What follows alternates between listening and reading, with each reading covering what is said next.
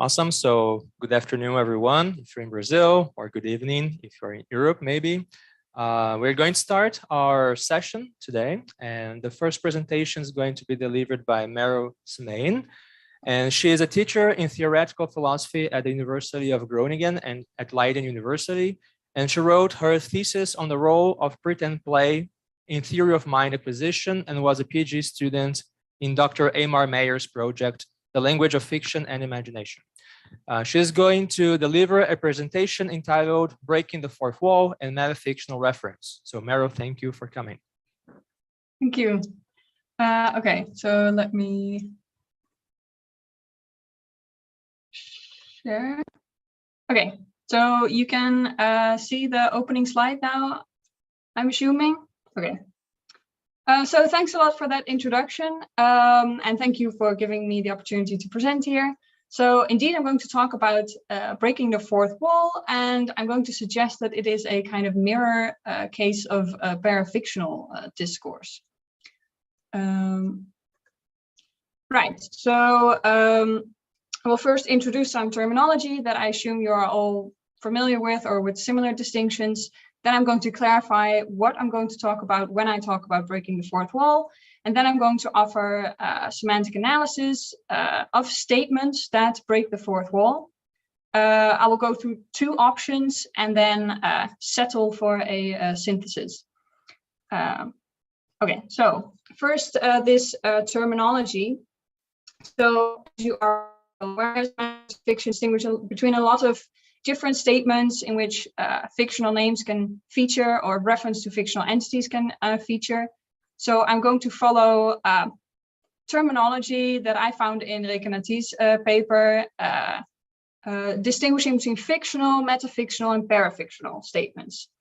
Right, so fictional statements are part of a fictional narrative or are statements within a game of pretense. For instance, this quote from The Lord of the Rings: Frodo had a very trying time that afternoon. And these are usually analyzed as pretend assertions, right? So fictional names in fictional statements pretend refer to concrete objects, flesh and blood hobbits. Then there are metafictional statements, statements about fictional entities as fictional entities. For instance, statement 2, Frodo was invented by Tolkien. And fictional names in metafictional statements are often analyzed as referring to abstract objects. And statements like 2 are usually analyzed as being really true. So not just true in a fiction or pretend true, but really true because the abstract object or the fictional character Frodo really was invented by Tolkien, for instance. Right, and then there are parafictional statements, statements about what is true in or according to some fiction, such as 3, in The Lord of the Rings, Frodo lives in the Shire. These are also usually analyzed as being really true, and I will mostly talk about truth in the fiction rather than according to the fiction. And I actually also have a paper on that, where I argue that we have to distinguish between those two fiction operators. Okay, so this table that I got from personal communication from Louis Rouillet, in this table, fictional statements are represented as being made from a perspective from within the fiction, right? They are pretend assertions, and they make pretend reference to flesh and blood individuals, concrete hobbits or detectives or whatever. And metafictional statements are categorized as genuine assertions, right? They're made from a perspective external to the fiction. They are really true, and they make real reference to abstract objects or individuals of paper, as Rouillet calls them. And then parafictional statements are interesting because they have a sort of mix. Prima facie, they are statements that are made from a perspective from outside of the fiction. They are genuine assertions that are really true, but they seem at least to involve reference to flesh and blood individuals, right? To a flesh and blood hobbit, rather than to an abstract object, because an abstract object cannot live in the Shire, for instance. Okay, so then This presentation today can be understood as a sort of investigation of what kind of discourse could be placed in this gray cell, in this table. So we're looking for statements that are made from a perspective internal of the fiction, but that at least seem to involve metafictional reference. Okay, so then we go to breaking the fourth wall. So I'm going to start with some examples.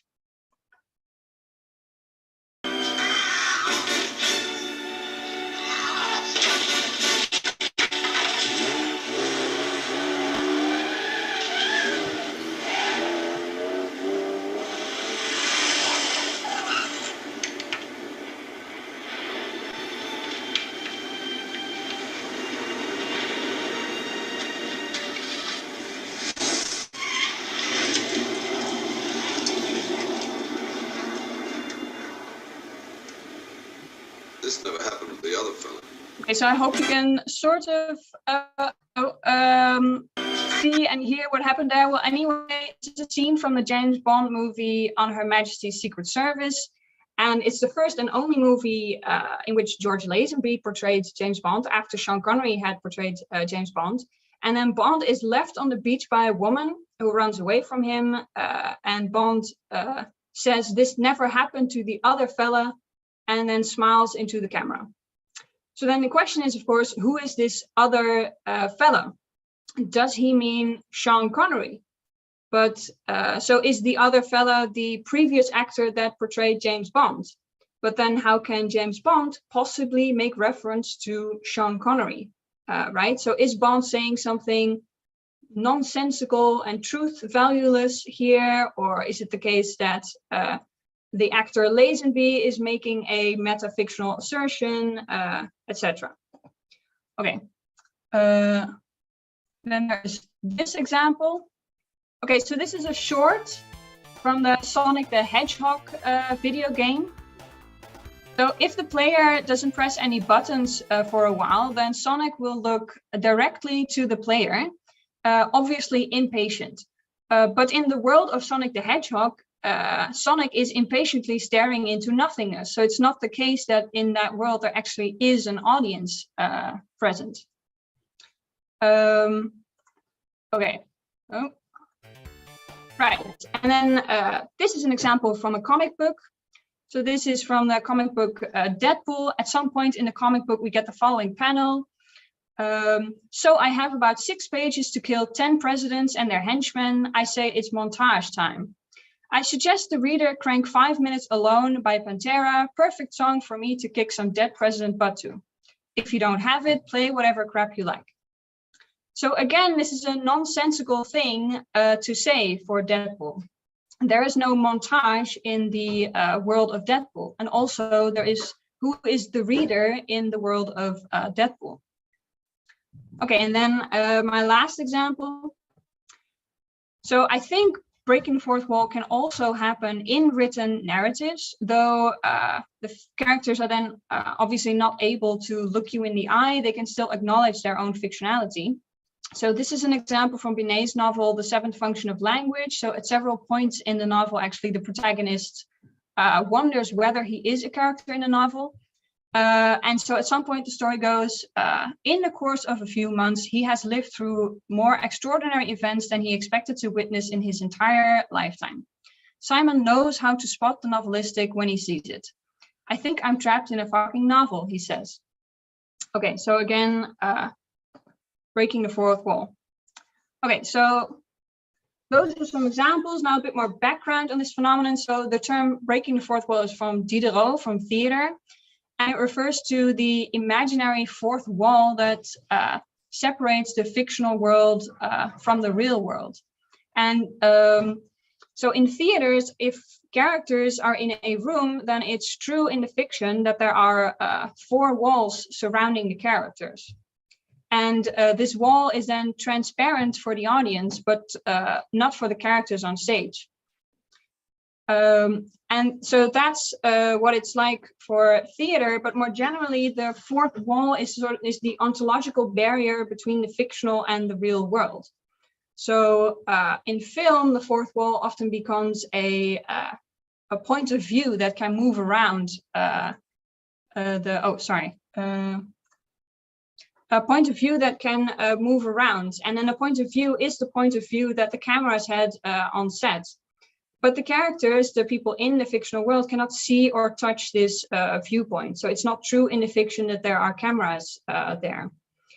And of course, this question of where this fourth wall is in different media becomes maybe a bit complicated. So where's the fourth wall in pictures or in comic books or in novels or in pretend play? Surely there is a separation between the fictional and the non-fictional world, but it's not in all cases a sort of rectangular plane that you can look at.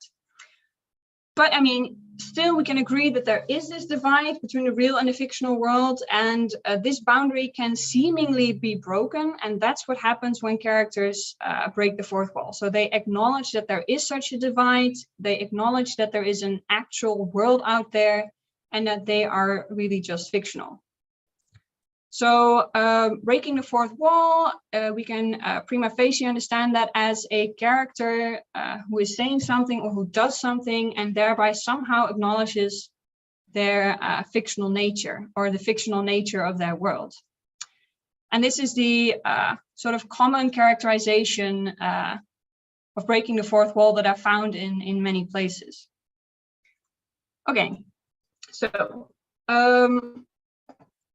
now that we have some clear idea of what it is that I want to talk about, let's now consider how this phenomenon relates to fictional, parafictional, and metafictional discourse. And so breaking the fourth wall is a fictional character that somehow acknowledges the fictionality of their world. So I'm now going to focus on statements that break the fourth wall and then suggest that this is a mere case of parafictional statements. So for instance, take Bond's statement, "This never happened to the other fellow." And who is the other fellow? Well, I take the other fellow to abbreviate something like the other character that portrayed the fictional character Bond.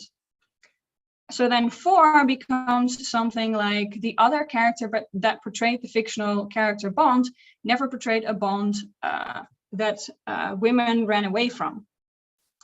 So prima facie, Bond is here interpreted as saying something that in our world would amount to a metafictional statement, something that involves reference to a fictional entity as a fictional entity. Or the character Simon in Binet's novel, who says, "I'm trapped in a novel," is referring to himself as a character in a novel. So again, you have metafictional reference. So the fictional character makes self-referential metafictional reference. So they somehow refer to themselves or something in their world as a fictional entity. So maybe then we can understand breaking the fourth wall as a statement that is made from a perspective internal to the fiction. So they are really pretend assertions made by the fictional character. That make reference to fictional entities as fictional entities or as abstract objects. And here I'm talking, of course, about fictional entities of their own fiction. So we're not just talking about a fiction in a fiction and then metafictional reference about that fiction, because that's less interesting. Okay, so then, and Rouillet agrees with me on this, then statements that break the fourth wall, at least some statements that break the fourth wall, would then be placed inside this gray area of Rouillet's table.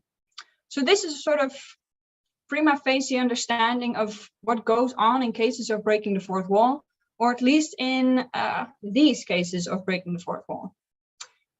And then given that these statements seem to be mirror cases of parafictional statements, can we then learn something from that? Can we somehow draw parallels? Well, so as has been described by Rekenati, these parafictional statements, we can analyze them as a species of fictional statements or as a species of metafictional statements, and both analysis run into difficulties. And so Rekenati suggests a synthesis. And I'm also going to suggest that we can analyze these breaking the fourth wall statements as either fictional or metafictional statements, and also I will settle for a synthesis. Okay. So first, the fictional analysis, or what I will call it the face value approach. So statements that break the fourth wall are a species of fictional statements. So then a face value approach would analyze 4 as a fictional statement that involves metafictional reference. So it refers to Bond as a fictional character or abstract entity. So this seems consistent with our common understanding of breaking the fourth wall as characters that acknowledge their own fictionality. And this is why I call it the face value approach. However, just as Frodo, the flesh and blood hobbit Frodo, does not exist in our world, there exists no actor who portrayed the fictional character Bond in the James Bond worlds.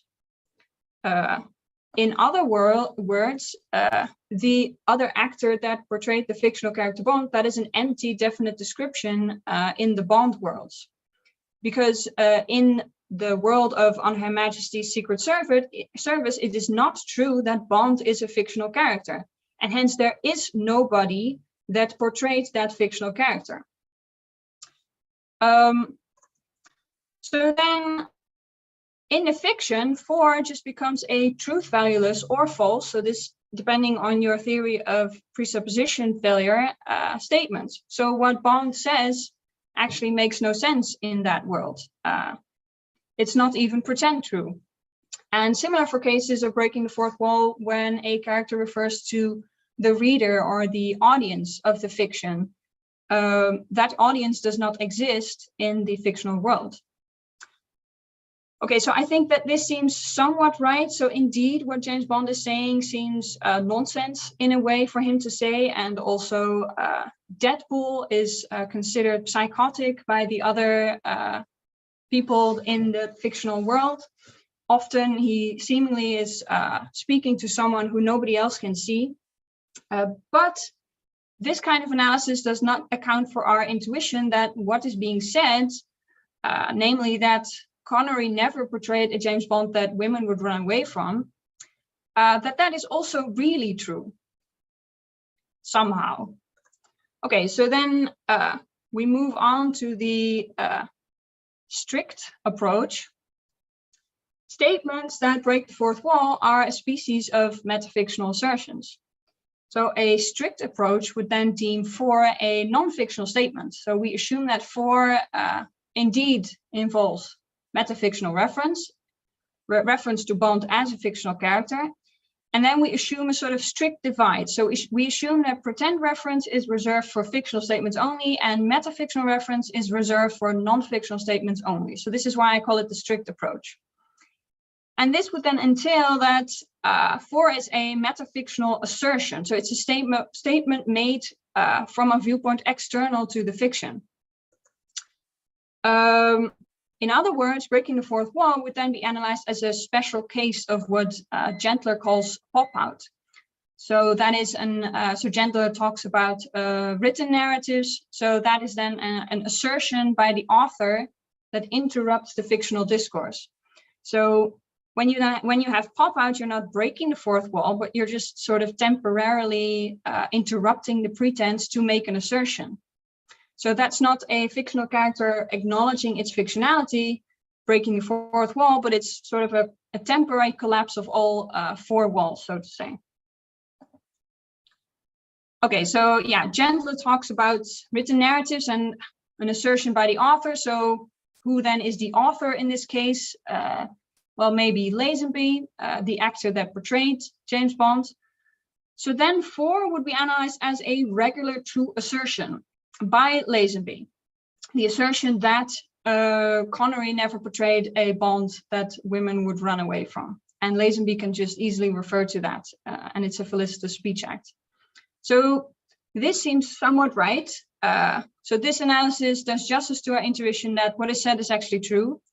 And also it does justice to part of our aesthetic experience, often associated with breaking the fourth wall, namely a sort of a feeling of interruption, a feeling that cases of breaking the fourth wall sort of throw you out of the movie or the fiction for a moment. But this analysis also doesn't do complete justice to all our interpretive intuitions, Because isn't it true in the fiction that Bond said something funny or weird? That Bond said statement 4. And then maybe that's not that clear for Bond, but what about Deadpool? So it's clear that it's true in the fiction that Deadpool says these weird things. So just the strict approach also seems to cannot be the entire story. So both analyses seem to get part of the intuitions right. Why don't we just say then it's both of them? So this would give us the following analysis.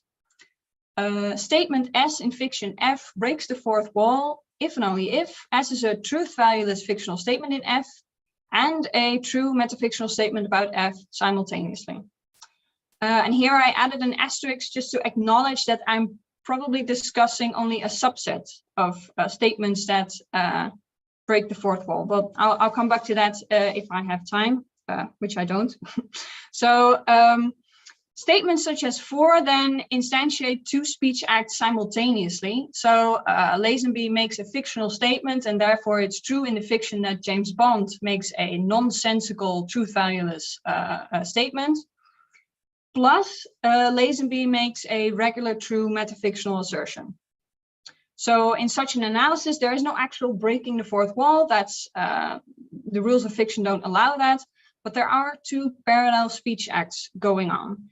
And what's funny about breaking the fourth wall is just the sort of ambiguity between the speech acts. So the jumping back and forth between these 2 interpretations of the statement.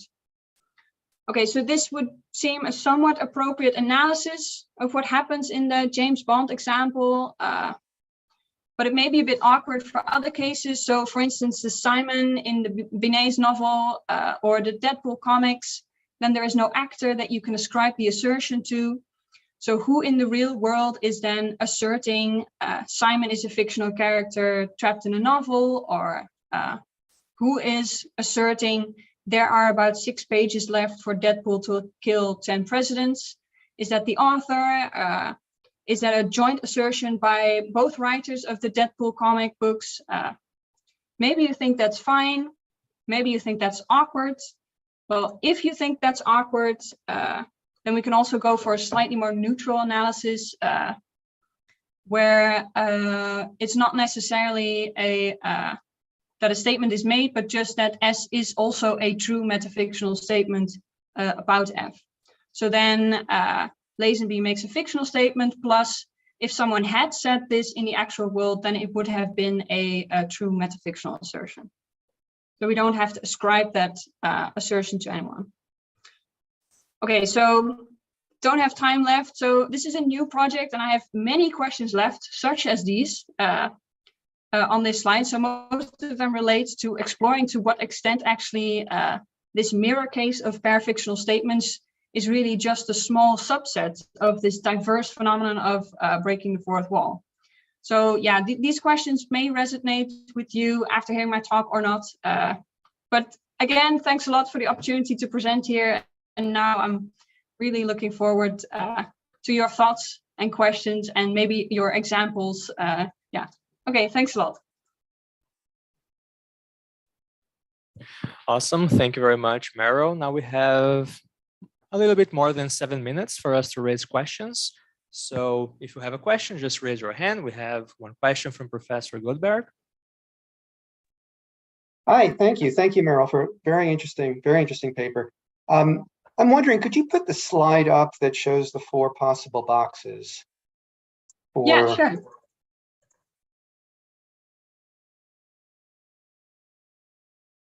That's perfect. So I see, thank you. So my question is, what are your thoughts on putting breaking the fourth wall up 1 box, having it be fictional, but having it be metaphorical? So I'm wondering whether Deadpool it's a pretend assertion within the world of fiction. Deadpool is speaking metaphorically. Maybe there's even an implicit operator, like if I were a comic book character, it would take me just this number of minutes to kill 10 presidents. So then we don't need this new category. Just a thought. One example of that might be, there was a series, I think it was Matt Smith's Doctor Who, had this catchphrase that we are all made of stories or something like that. And read one way, that's breaking the fourth wall, but read another way, it is just metaphorical, I think. Yeah. So what are your thoughts on that? Yeah, so I guess that would be a possible interpretation.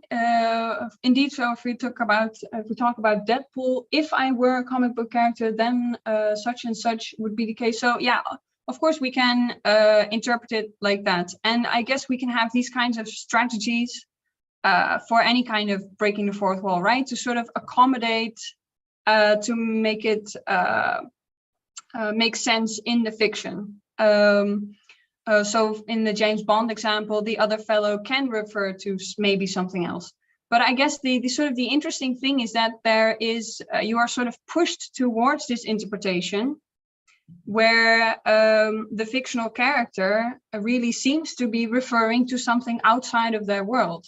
So yeah, obviously I cannot sort of say that accommodation to make it fit in the fictional world is impossible, but I guess the sort of the point of breaking the fourth wall is that the proper interpretation, or the interpretation that you are supposed to take as a viewer, is indeed that the character somehow knows about the actual world or something. Yeah, fair enough. It was just a thought, but very interesting project. Thanks. Awesome. So Professor Voltolini. Thanks a lot. It was very interesting and a lot of interesting data. As far as I remember, in the paper by Recanati that you quoted, he says that there are two options as to evaluate the reference in parafictional statement. One is the one that you gave, but the other one is that parafictional statements are about the fictional character themselves. And in fact, this is the reading that, for instance, Amy Thomason defends in her book, in which he takes that the sentences are to be read in a direct way of a certain fictional character in the story, he or she is blah, blah, blah.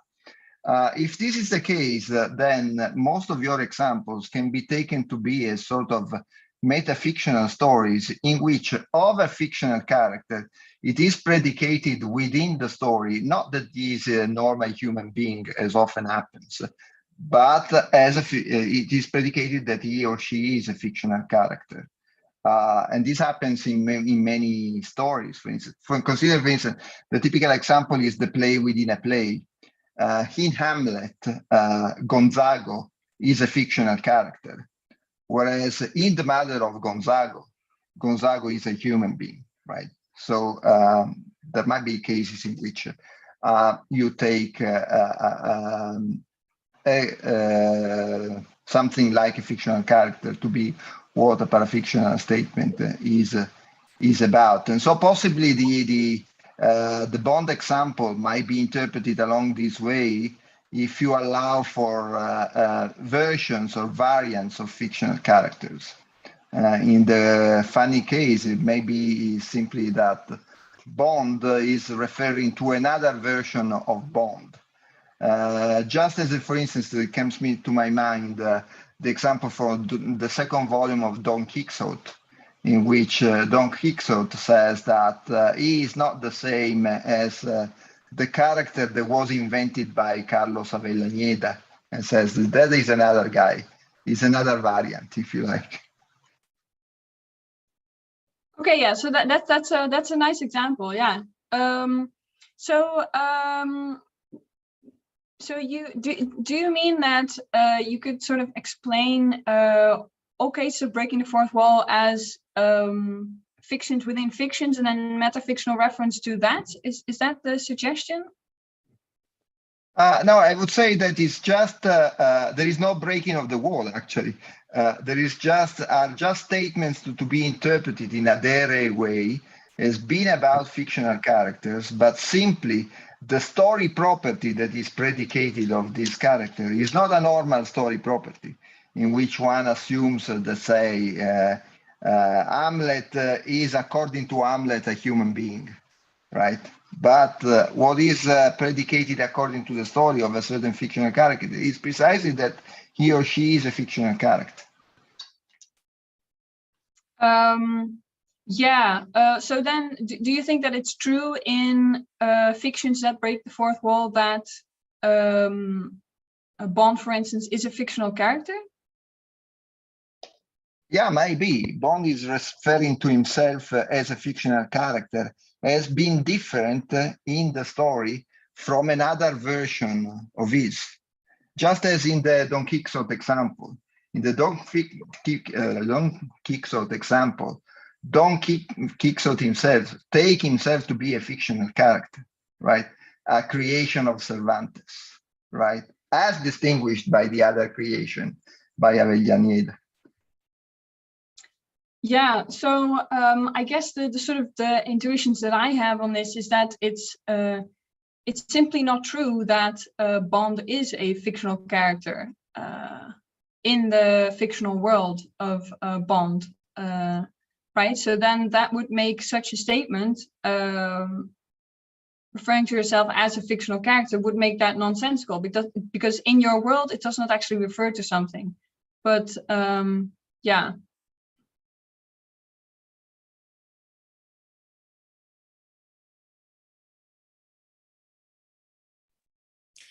Excellent.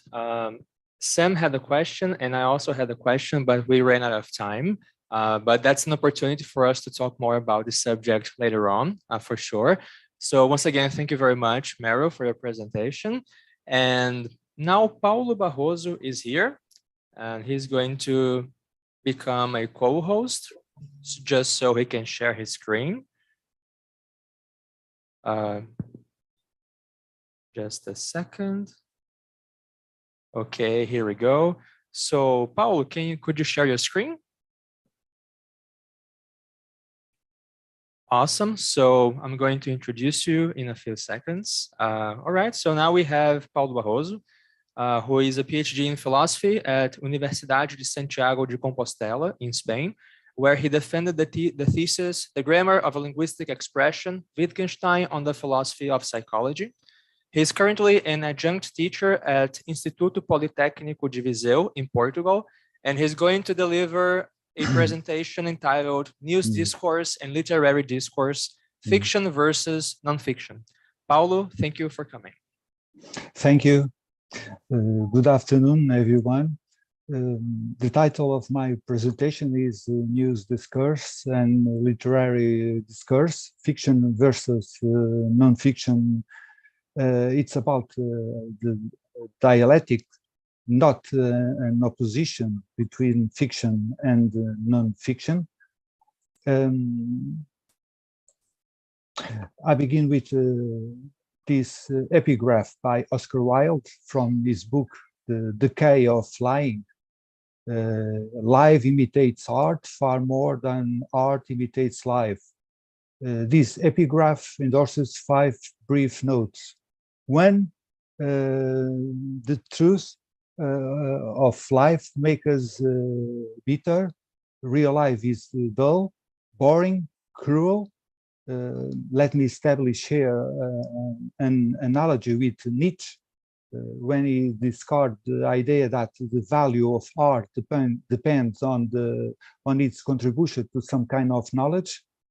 The value for Nietzsche, the value of art has nothing to do with truth. That art, truth that art may reveal.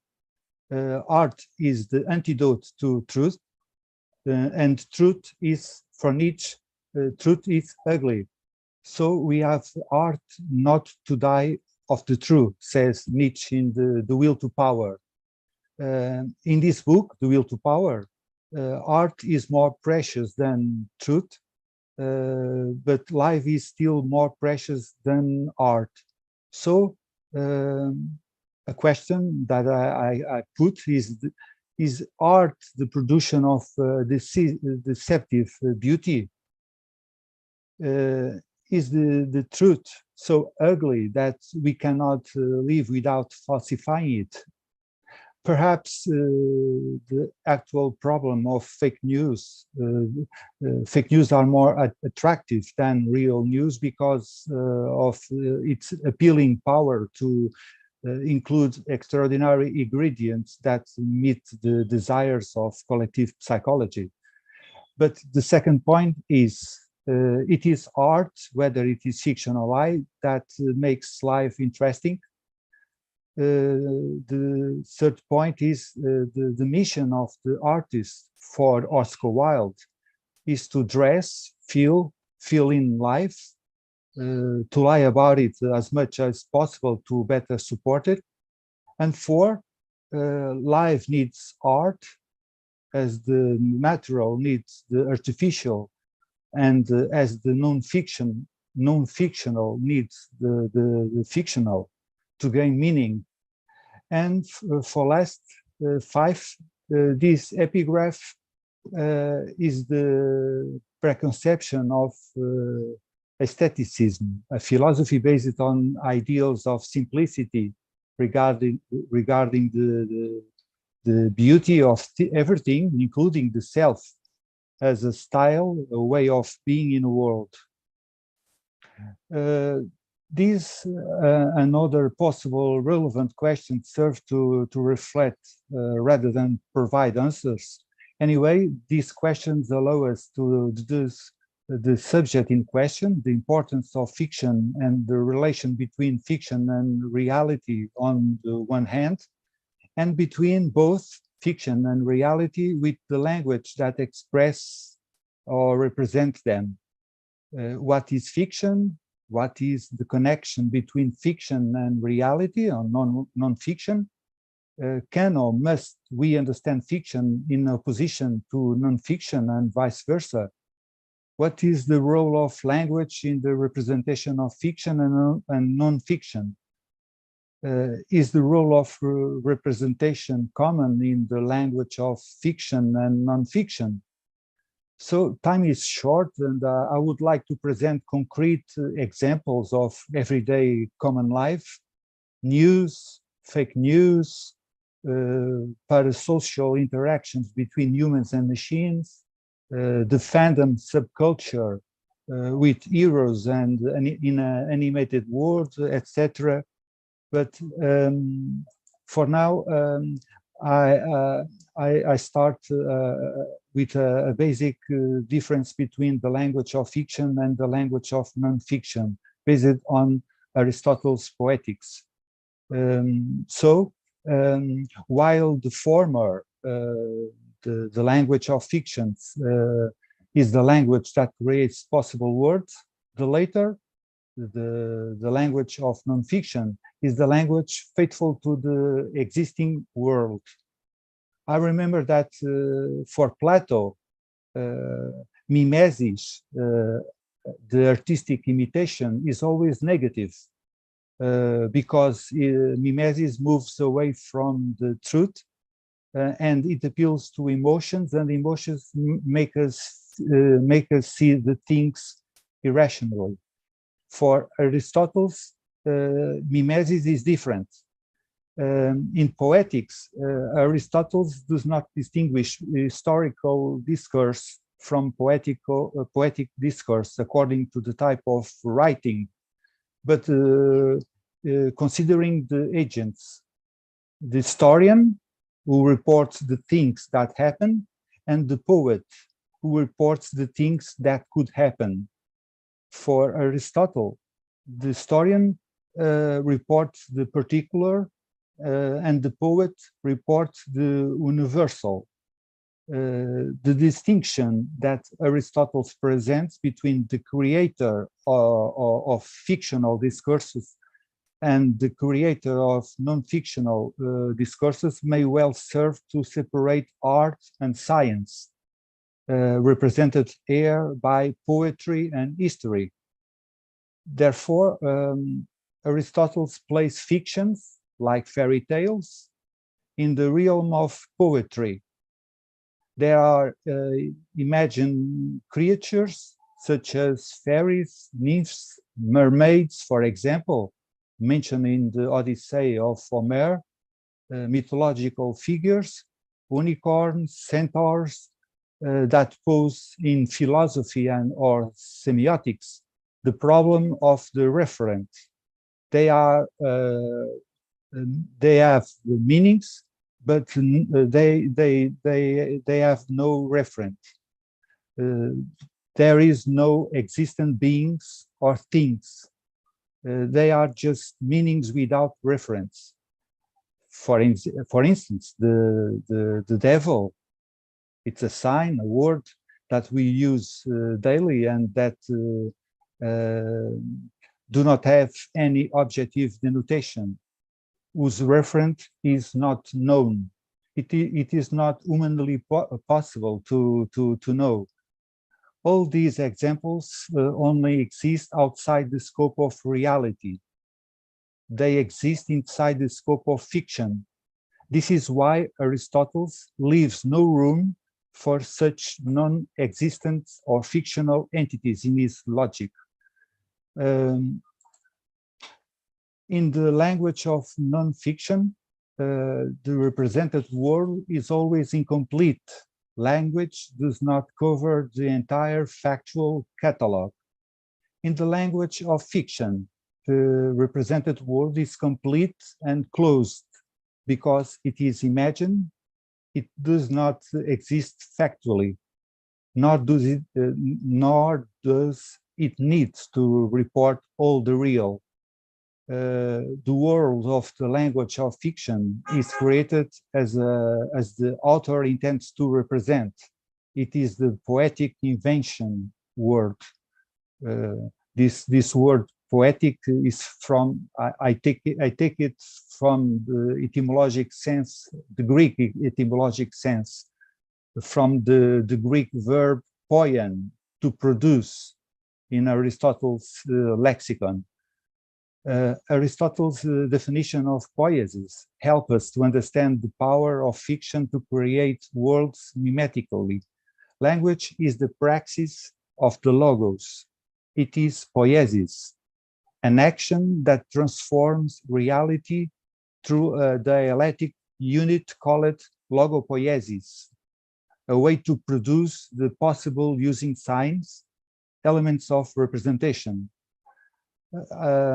I call your attention for this concept of logopoiesis that indicates a process of producing meanings and thought through a communication or signification device like language. It's a poetic form of thought production.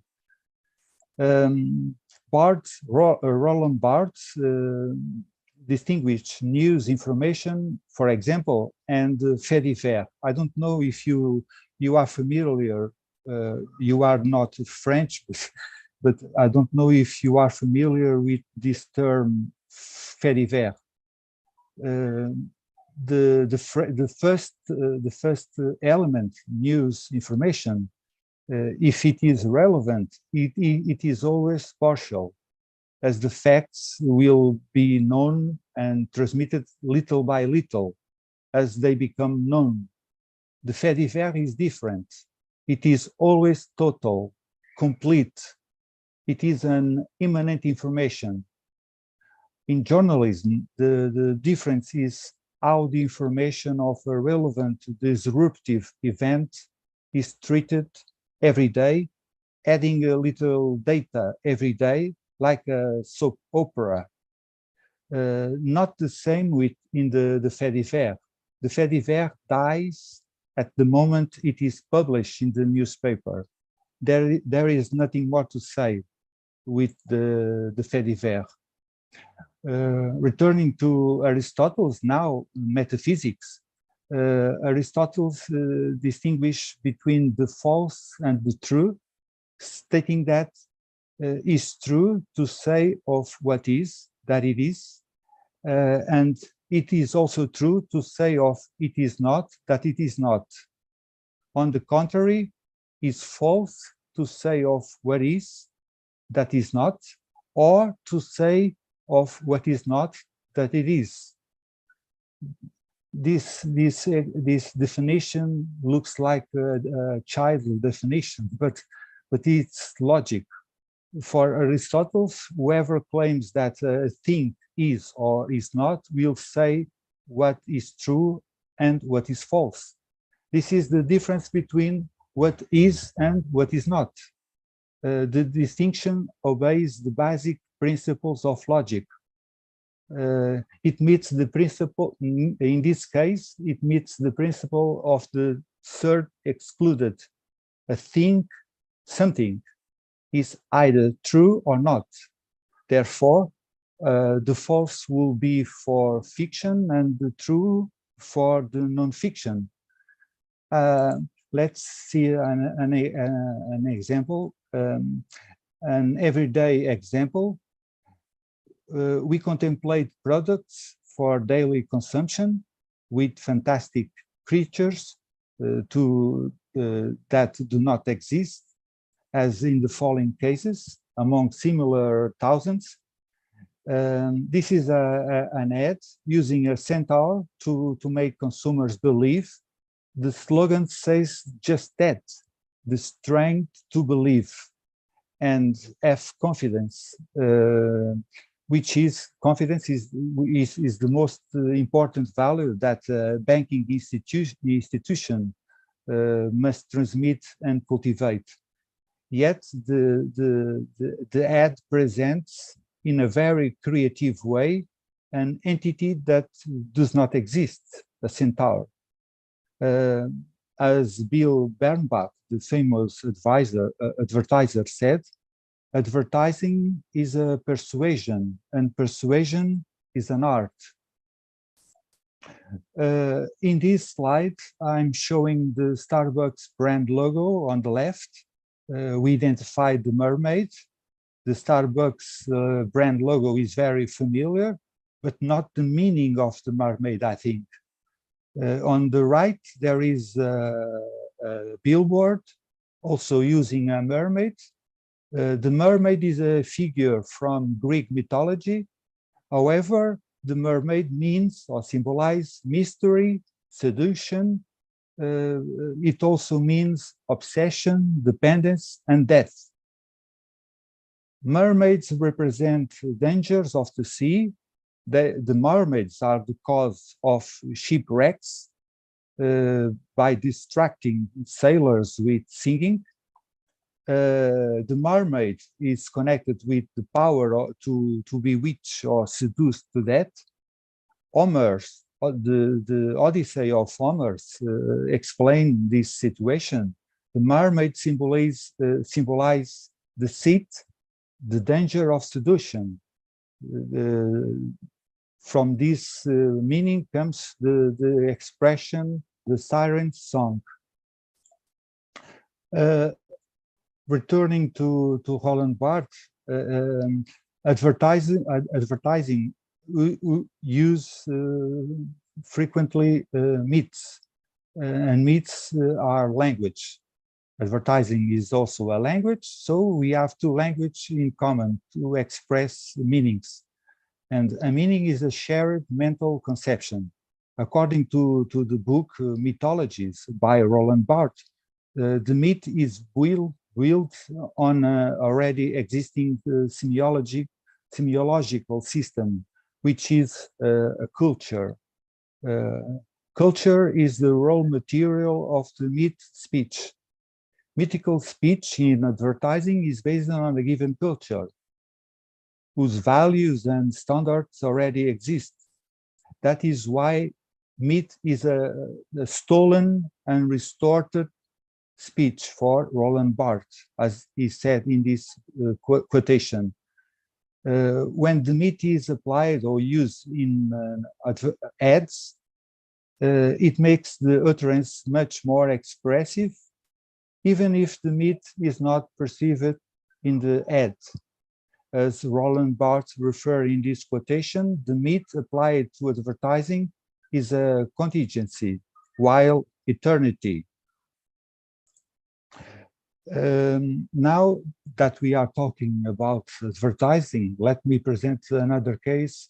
I refer to this other well-known example in which a long process of fiction takes place. That is the transformation of a real woman into a figure that does not exist, and which results in an effective statement. As an example to follow, it's the making of the Dove's billboard. Hundreds of frames or photograms reproduce the long process of transformation from what exists, the initial image of the woman in the upper left corner, to what does not exist, the final image of the woman in the lower right corner. Here we have the reality, the non-fiction on the left, and the fiction on the right, and the difference are obvious. What's the problem, if there is one, with this kind of advertisings? Advertising is a fictional language that fulfills purpose. It seduces, attracts, persuades, appeals in the public space. The image of the real woman was transformed. A human being was invented. This woman that I'm showing in this slide does not exist. And the image ends up on the street, on a billboard, in the public space, to be seen, admired, imitated as an example to follow. In iconolatry, we love images, whether fictions or lies, of what does not exist, and that was created for what really exists. But what exists is not attractive enough to be taken as an example in a head. One could say that a perfect simulacrum, using this concept of Jean Baudrillard, simulacrum, is preferred to an imperfect reality. Baudrillard himself criticized contemporary hyper-reality, in which the unreal is more or seems more real than the real itself, without being able to distinguish one from the other. I don't know if I have how I am with time. Maybe I will skip this part, but just to say that I will present the point of view of John Searle. The difference between fiction and non-fiction is the compromise. The non-fiction has no compromise. The fiction, the opposite. The non-fiction has a compromise. The fiction has no compromise. I will skip this part and go to the final distinction between news discourse or non-literary discourse and literary discourse. To simplify the difference between factual discourse, on the left column, we have the main aspects. There is the prevalence of the informative function of language. Language is denotative, current, more transparent, understandable. Marks of objectivity are obvious. The objective is to inform about the facts. In this kind of discourse, what is said is more important than how it is said. The information is useful. It is based on the present and conventional time, with redundant information, high predictability, and little information. It is open to a mixed public, and finally, it reports the real. On the right column, in literary or fictional discourse, there is a prevalence of the emotional and poetic function of language. Language is more connotative, more elaborated. Marks of subjectivity are obvious, since it is creative. the search for expressive signifiers, for meanings, stylistic modes of narrative, the test as an artistic intention. It is a timeless discourse. Information is entropic, with low predictability or certainty, and a lot of information. It presents a language barrier, which is the lexicon. And finally, it recreates the real, creating an unreal. To conclude, as a paradox, advertising discourse, because I'm talking about advertising because I present more examples of advertising. As a paradox, advertising discourse is hybrid. It is both fictional and informative, both entropic and redundant. It uses figures of speech, such as metaphors and poetic expressions to create emotions and provoke the pathos of the target, but it also uses a current, more transparent, understandable language. For example, the slogan.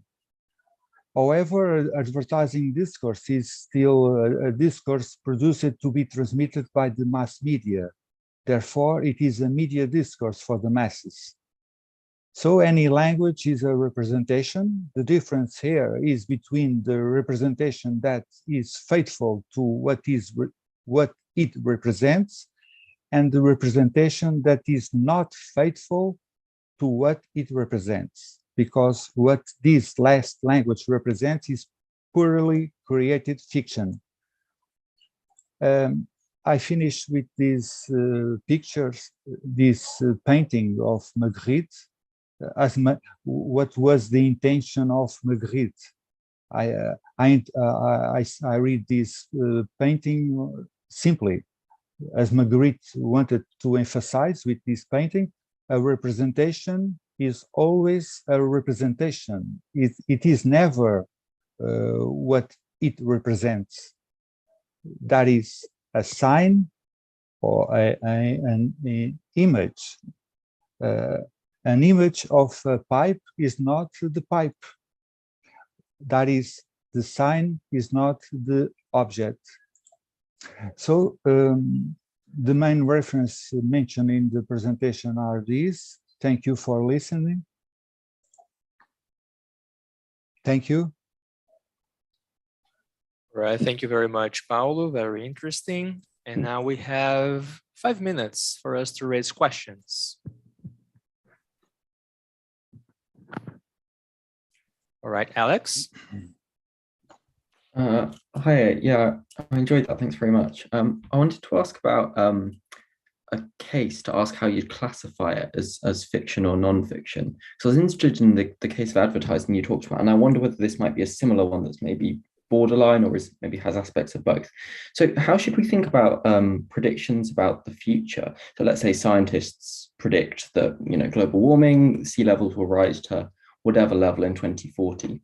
Now, on the one hand, it seemed like, according to some of the stuff you mentioned from Aristotle, it seems like that's about what could happen. So it seems kind of like fiction. But on the other hand, it seems also to be kind of non-fictional. It's about what's the case in reality, or at least what will be. And maybe even in 50 years' time, we'll come to it, we'll look back and we'll regard what they said as being true. They were right.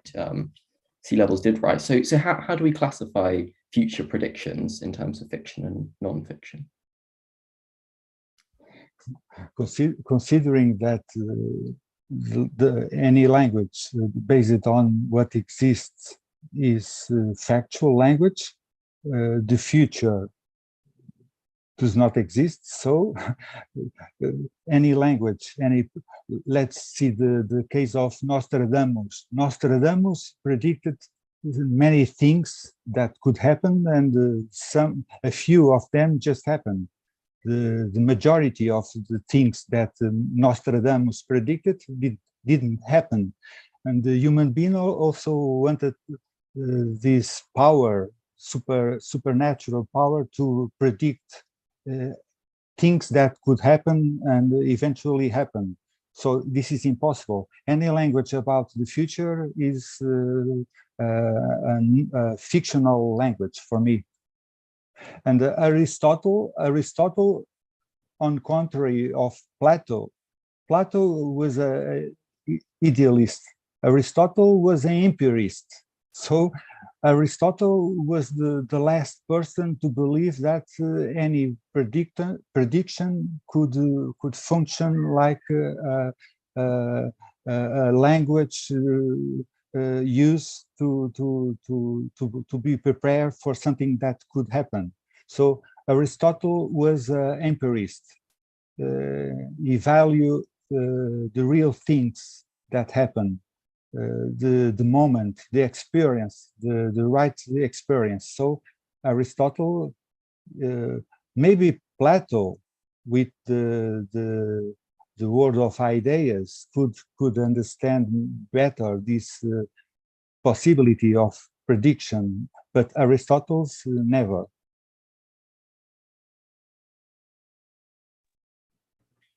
All right, so thank you very much, Paulo, for your presentation. And moving forward, now we have Alex Fisher. Alex is currently a doctoral student at the University of Cambridge, working on the philosophy of fiction and video games. His general interests are in metaphysics, philosophy of language, metaphilosophy, and aesthetics. And he's going to deliver a presentation entitled Millionism and Empty Names. Alex, thank you for coming. Brilliant, thank you very much. Let me just share my screen. Okay, is that all visible and you can all hear me okay? Fantastic. Okay, well, yeah, thank you very much for allowing me to give this presentation. So I'd like to talk a little bit today about Millionism and how it deals with empty names, and in particular, certain types of empty names. So let's just begin with a bit of background on Millionism. So let me just move you out of the way so I can see what I've written. Yeah, so I'm going to essentially provide a kind of short dilemma for Millionism regarding empty names. Millionism is the view that the semantic contribution of a proper name is just what it picks out in the world, what it refers to. As you might have guessed, it originates with mill, but it's enjoyed a fair bit of resurgence in maybe the last kind of 50-ish years or so, and it's kind of after initially not being viewed as particularly plausible, I guess, but it's quite a popular view now and seems particularly appealing given quite compelling attacks on rival descriptivist accounts of proper names. There is, however, an immediate problem with Millionism, or at least it seems like a problem, which is empty names. So if the semantic contribution of a proper name is just what it refers to, then an empty name will seemingly have no semantic contribution to a sentence. If there's no referent, then it seems like the name just doesn't have any semantic contribution, any meaning. This has the consequence that it seems like maybe even sentences involving empty names can't express complete propositions, and maybe they can't even be true or false. As a result, it seems like we're going to want to still maintain the view that certain sentences like Sherlock Holmes the detective, other such sentences involving empty names, they can still be true or false. That seems like something we would want to say. And so the Million is going to have some kind of explanation. And I think there are generally kind of two strategies for doing so. One is just to appeal to pretense. So perhaps we use a name like Sherlock Holmes. In fact, it refers to nothing and so has no semantic contribution, but maybe we can pretend that it refers, or we can pretend that sentences involving empty names do express propositions, even though in fact they don't. Maybe we can even pretend that they're true. So that's one possible resource that Millions can use for empty names in general, but in particular fictional names. It seems quite appealing that when we're engaging with fiction, we're pretending in some sense. Alternatively, or perhaps as well, we could appeal to abstract fictional characters. So on this view, the names of fictional characters, names like Sherlock Holmes, they just refer to abstract objects. And so whilst it seems that Sherlock Holmes is an empty name, maybe it's just not empty. Maybe it does refer to an abstract object. And this would mean that sentences involving these seemingly empty names, like Sherlock Holmes the detective, can express a proposition, and even a true proposition. It can even be true. Okay, so along the lines of this, we can kind of split Millian accounts into kind of two main types of theory. I mean, we've got realists who are kind of involve appeal to abstract fictional characters, and irrealists who need not, but often will appeal to pretense.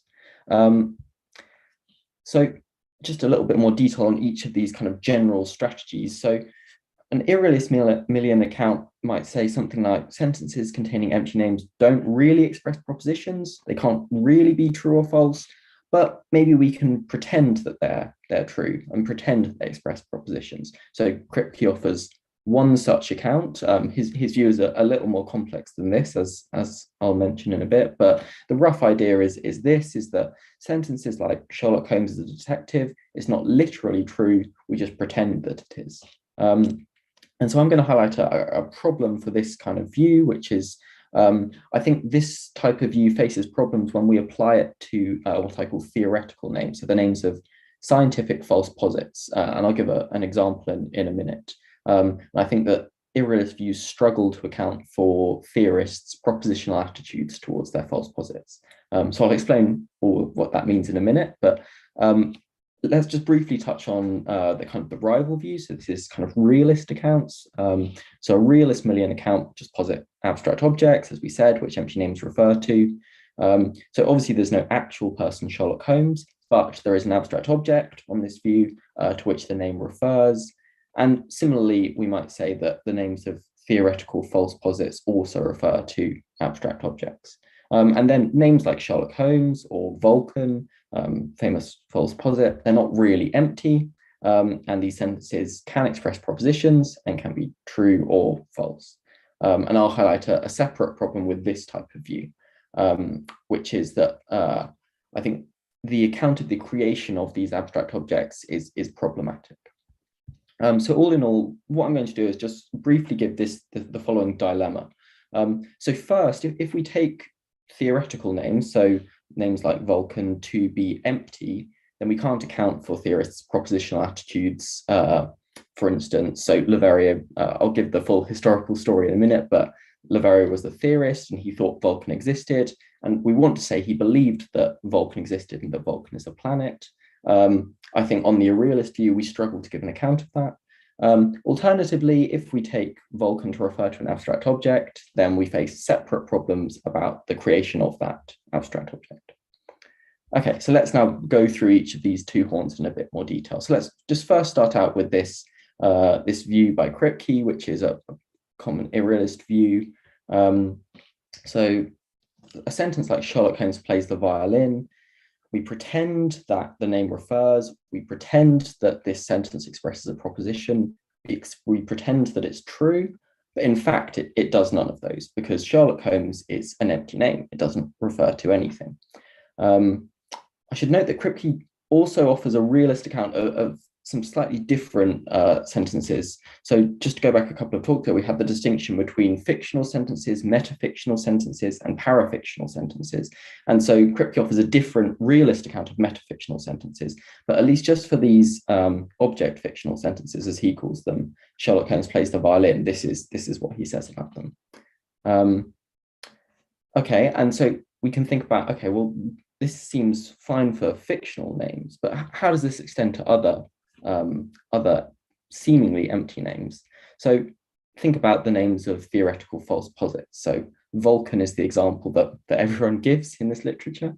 This is a name originally introduced to name some cloud-like rings of matter between Mercury and the Sun. They turned out not to exist. Urbain Leverrier subsequently used this same name to or to try to refer to a planet between Mercury and the Sun. This was meant to explain some weird things that were going on with Mercury's orbit, but this planet also turned out not to exist. And these irregularities in Mercury's orbit were explained by general relativity centuries later. So it seems that Vulcan is an empty name, doesn't refer to anything. There is no such planet.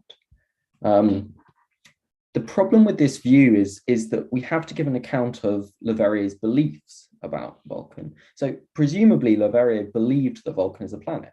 I similarly seem like I believe that Sherlock Holmes is a detective. But according to Millionism, and in particular this kind of irrealist strain of Millionism, there are no such propositional attitudes to have, because if the semantic content of a name is just its reference, and there is no reference because there is no planet Vulcan, then there is no semantic content of the name.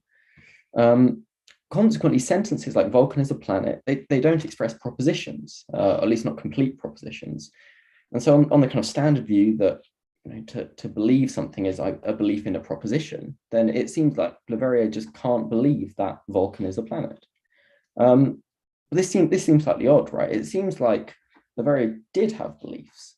It seems odd to say, oh, he thought he had some beliefs, but actually he didn't. Kind of want to say that he did have many beliefs, but they were just false, right?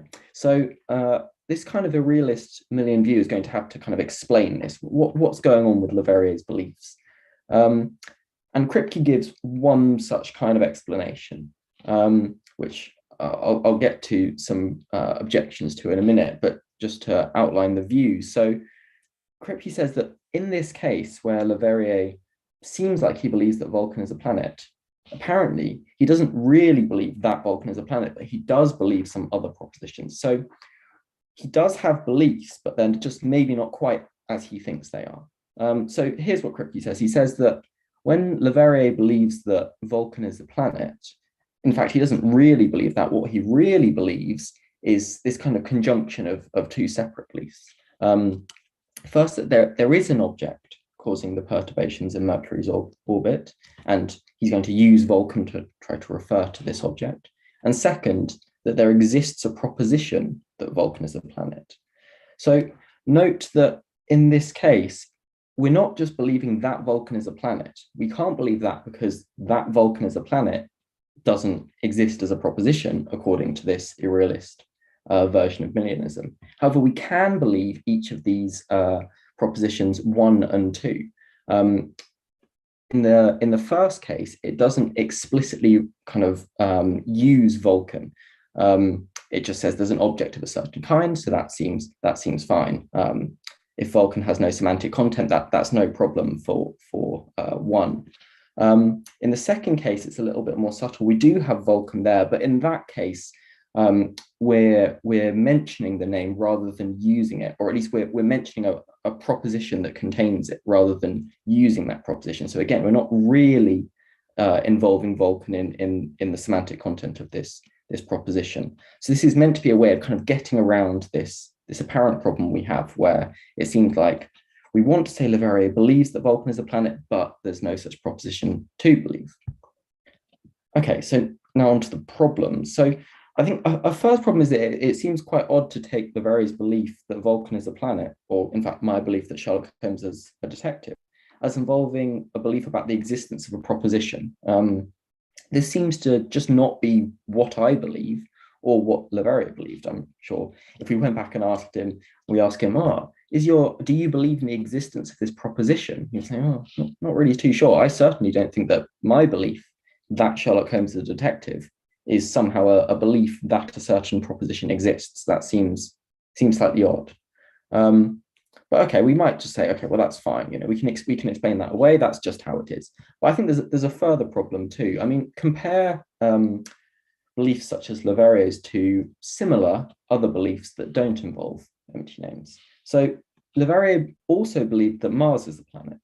And in this case, what does he believe? Well, we'd probably say he just believes the proposition that Mars is a planet. That seems like the standard account of belief. I have a propositional attitude towards the proposition that Mars is a planet.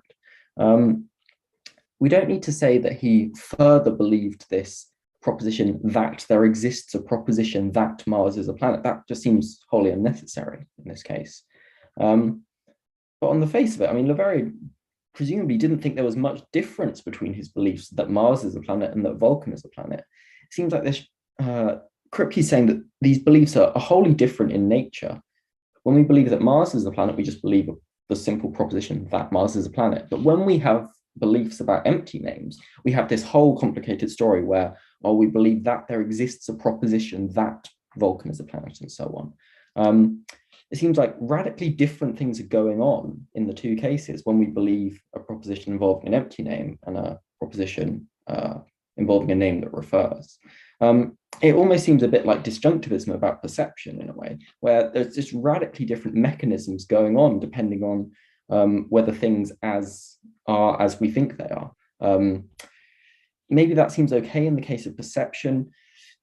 Oh, I'm not sure, but it seems even less okay in the case of belief. It seems like there should be almost some kind of introspective access to our beliefs where we kind of know roughly what our beliefs are like in terms of structure or something like that. It seems very odd to posit wholly different mechanisms when we have belief in an empty name and belief in a referring name. So those are, I think, a couple of the problems that afflict Kripke's own account.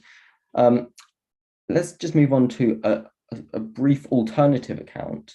On this account, so this is again building on some stuff that Kripke says, although he doesn't actually endorse this view. So an alternative irrealist account is to say that, oh, I don't really believe that Sherlock Holmes is the detective. Maybe I only kind of pretend that, and I only really believe that according to the stories, Sherlock Holmes is a detective. So again, making use of the kind of parafictional sentences. So this seems like maybe it's plausible. I don't believe that, maybe we think, oh, that sounds right. I don't really believe that Sherlock Holmes is a detective. I just believe that according to the stories he is. Seems maybe plausible. And again, the question is though, how do we extend this to scientific posits? And Kripke suggests that in general, we can say a lot of the same things about fictional and theoretical names, but instead of talking about pretense, as we do for fictional names, we can just talk about mistakes. So if we kind of carry out this, then in the theoretical case, we can say that, oh, well, Leverrier didn't really believe that Vulcan is a planet. He was mistaken that he didn't actually believe that. Instead, perhaps what he really believed is that according to the theory, Vulcan is a planet. And so again, we're kind of explaining away. Leverrier doesn't really believe that Vulcan is a planet. He believes something else. And this maybe seems plausible. He just believed according to the theory it is.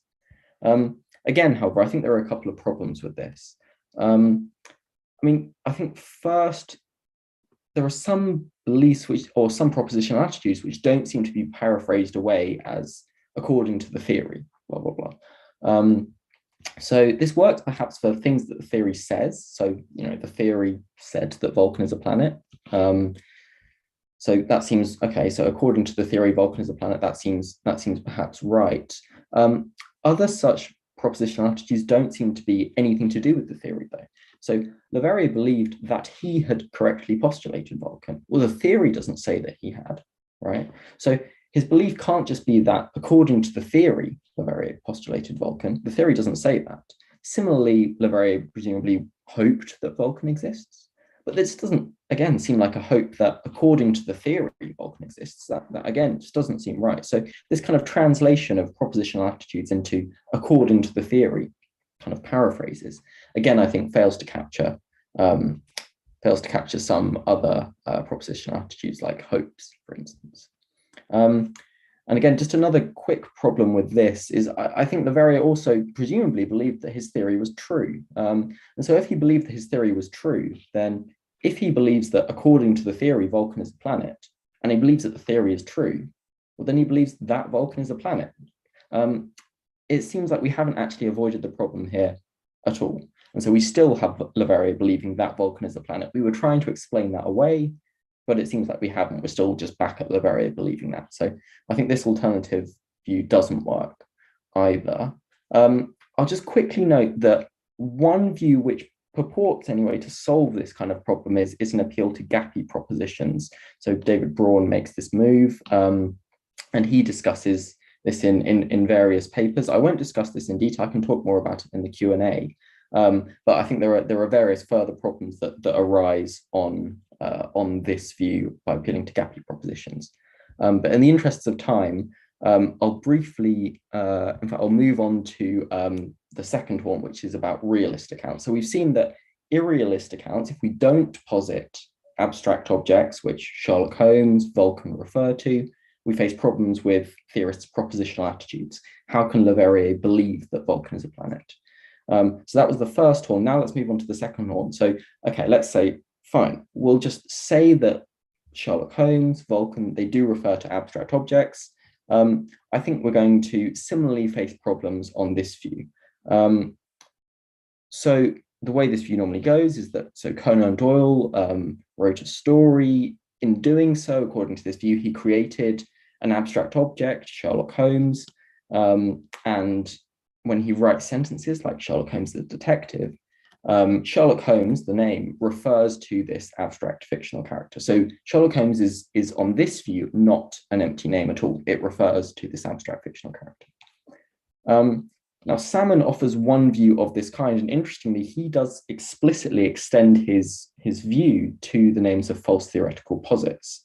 So he says, in fact, and mythical entities, in fact. So Vulcan and Pegasus, they both refer to abstract objects.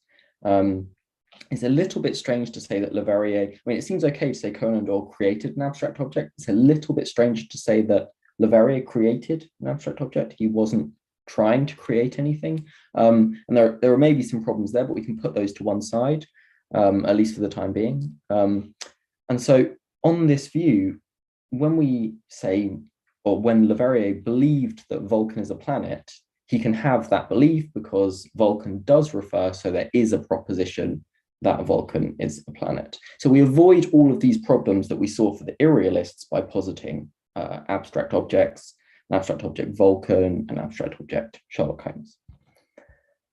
Okay, so I mentioned that in the case of fiction, this creation is deliberate. It seemed a little bit stranger for theorists. Leverrier was intending to describe the world, not create anything. But in any case, it seems that within Leverrier's case, the creation of his abstract object depends on his success in reference. If he'd succeeded in referring to a real planet, he obviously wouldn't have created an abstract object. However, because he failed to refer to a real planet, because no such planet Vulcan exists, that's why he created an abstract object.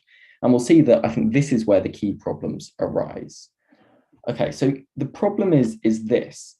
On Salmon's view and on these kind of creationist views of abstract theoretical objects, like Vulcan is an abstract object that was created by Leverrier, the problem is there's a very tight connection between reference and creation. So as we saw, if you refer, you don't create an abstract object. If you fail to refer, you do create an abstract object. The problem is that I think these two ideas of creation and reference are kind of joined together on this view, but actually they're quite different. So reference, I think, can be vague. In cases, it can be indeterminate what we're referring to, or perhaps even whether we refer to anything at all. On the other hand, the creation of abstract objects can't be vague, or at least it doesn't seem like it. It can't be indeterminate whether or not something exists or whether or not an abstract object exists. And so we're going to get problems when we have cases of vague reference, because if we have vague reference and creation of an abstract object depends on whether we refer or not, then it appears suddenly we're committed to vague existence, which seems like something we don't want. Okay, so I'm going to race through this objection because I'm conscious of time, but just to give an example of this. So the ancients had many beliefs about Venus. They called it the morning star. It wasn't actually a star, it's a planet, Venus. So one can refer, even if one associates with an object properties it doesn't have. However, in Leverrier's case, if you get things sufficiently wrong, you just don't refer at all, right? So Leverrier thought there was a planet, there wasn't. So he creates an abstract object, Vulcan, to which he refers instead. In between these two cases, though, it seems like plausibly there'll be a kind of some middle ground in which it's indeterminate whether we refer or not. But if it's indeterminate whether we refer and reference determines creation, then it seems like it's going to be indeterminate whether we create an abstract object or not. And that seems problematic. So I'll just skip through this, but this is a case where I think maybe we might say that it is indeterminate whether Leverrier referred or not. If we change the story a bit, we can make it quite plausible that maybe it's indeterminate whether he referred or not, and therefore indeterminate whether he created an abstract object or not. But as I said, that seems problematic. we might wonder, well, what's wrong with indeterminate creation? And I suppose maybe the best justification I can give for this is that it seems like there ought to be a fact of the matter as to what exists or not. Maybe it's indeterminate where an object exists, or even when an object exists. So the Eiffel Tower, Mount Everest, where do they start? Where do they end? When did they come into existence? When, that could be indeterminate, but whether something exists at all should be cut and dry, or at least it seems that way. And in fact, I think this current problem, I think we can also apply it to fictional names too. So we'll get exactly the same problem on the assumption that in fiction, we can similarly refer to real people or real objects of any kind. Now, some people reject this assumption. So see Alberto Volflini's 2013 paper. I think also Frege suggests something in this domain at times as well. But on the assumption we can refer to real people or real objects in fiction, I think we'll get a very similar problem where we'll have cases where it's indeterminate whether we refer to a real object or not, and hence indeterminate whether or not we create an object, which, as I said, I think is problematic. I'll just skip through that and summarize in the interests of time. So just to sum up, this is the dilemma. One, we can take theoretical names like Vulcan to be empty, but then we can't account for Leverrier's propositional attitudes towards Vulcan. That seems quite tricky, as we saw. On the other hand, we could take Vulcan to refer to an abstract object, but then we have other problems about the creation of this abstract object. A brief note on where we should go from here. I mean, so one Millian position that I think isn't affected by this objection is one that just abandons the idea of these abstract objects being created at all. That's one way out. Another way out is simply to just abandon Millionism about theoretical names. We could just say they pick out functional roles, say, given by description. And I know some people at this colloquium are quite sympathetic to this view. So these are two options, I think, that can give us ways out. But I think against the kind of standard creationist view, I think I've presented various problems for it, whether we take Vulcan to refer or not to refer. Cool, thank you very much. Excellent, so thank you very much, Alex. We have 5 minutes for questions. Professor Goldberg.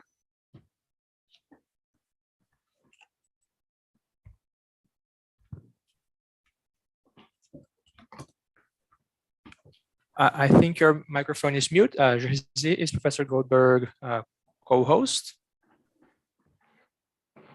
Now he is. Yes, thank you for making me a co-host.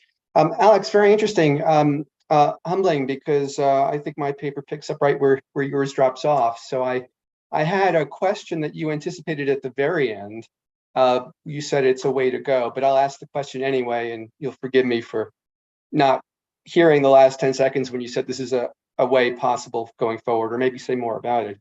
I'm wondering whether, and what I'm going to present in my paper is basically that you have a false dilemma, that one doesn't have to accept a name like Vulcan or phlogiston or the other theoretical examples that turn out not to refer to be empty on the one hand, or to refer to an abstract object on the other.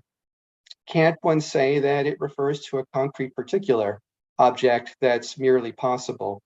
So the line that I was actually going to take, and hope everybody else will forgive me for hearing a preview of it now, but I'm wondering what your thoughts are on this.